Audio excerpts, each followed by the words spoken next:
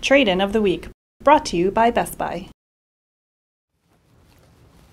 Hey, what's up, Janine? Hey! What's going on?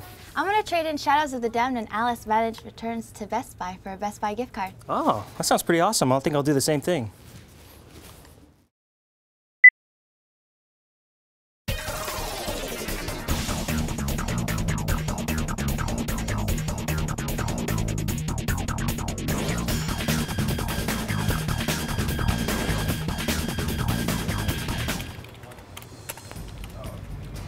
What's up, Jobert? What's going on, Ryan? All right, Jobert, so what'd you do this weekend? Steam, their summer camp sale. Steam sales. It's like 10 days of 10 days to bankruptcy. Yeah, every time Steam has a sale, it's always like burning a hole in my pocket. Yeah. Did you get anything? Yeah, I got, well, the first thing I got early on in the sale was BioShock. Nice. And that game still looks really good. Like, I loaded it up and, you know, what, it's 4 years old now? Yeah, so just about. My computer could run it, no problem. Super smooth frame rate, absolutely amazing. Like, how much did you pick it up for? I think it was like $5. Wow, that's not bad. Super cheap. How about you? Well, I heard about the sale and then I kind of forgot about it and I jumped in at the last couple days. I did pick up Gratuitous Space Battles with all of the DLC packs and Just Cause 2 and what else? Borderlands, the Game of the Year edition with all the DLC. So what did you think of Just Cause? It's amazingly fun. I remember playing the demo like when it came out and thinking, this is a game I need to pick up. And I'm glad I did. And it was, I think, $15 when I picked it up. Yeah, I picked it up last Steam sale, somewhere along the line. Probably one of the best looking games you can buy on the PC now. Yeah, I'm surprised my computer can run it because my computer's like 8 years old almost. Ancient, does it look good when it runs it? Yeah, it runs at a decent 20-something frames. It's not, not fantastic, but it doesn't look terrible. Well, you want to talk about system beaters. I bought the original Quake. Oh, okay. Which, I wrote a blog about it last week about how when Quake came out, I had like a 486 and it needed a Pentium and like there was no way my parents were going to buy like a Pentium PC so I could, play some dumb game. And so I think this is the first time I've ever actually bought Quake. And like I think prior to that I'd only like really gotten into the shareware versions or like played Deathmatch at a friend's house. Yeah.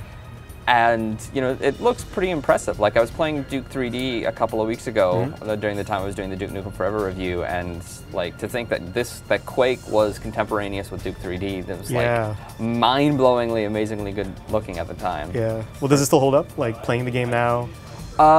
It still actually looks fairly good if you understand the time. Yeah, yeah. But the animation's a little bit choppy. So like when you shoot a guy and he goes into his canned death animation, it's So in this age of like Call of Duties and Medals of Honor, like, do you think I don't know, a modern gamer would still appreciate something like Quake? Well, if you're a modern gamer and you like Call of Duty, where it's just like you walk down an alley and shoot, if it's a shooting guy, like Quake has rooms on top of rooms, multiple levels. You got to have patience for finding the blue key.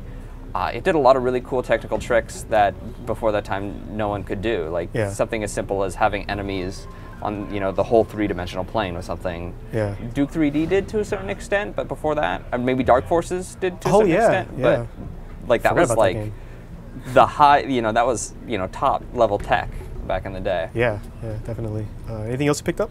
I picked up Fallout DLC. I picked up BioShock 2. I picked up. Oh God, I can't even remember everything I picked up. But I'll be eating.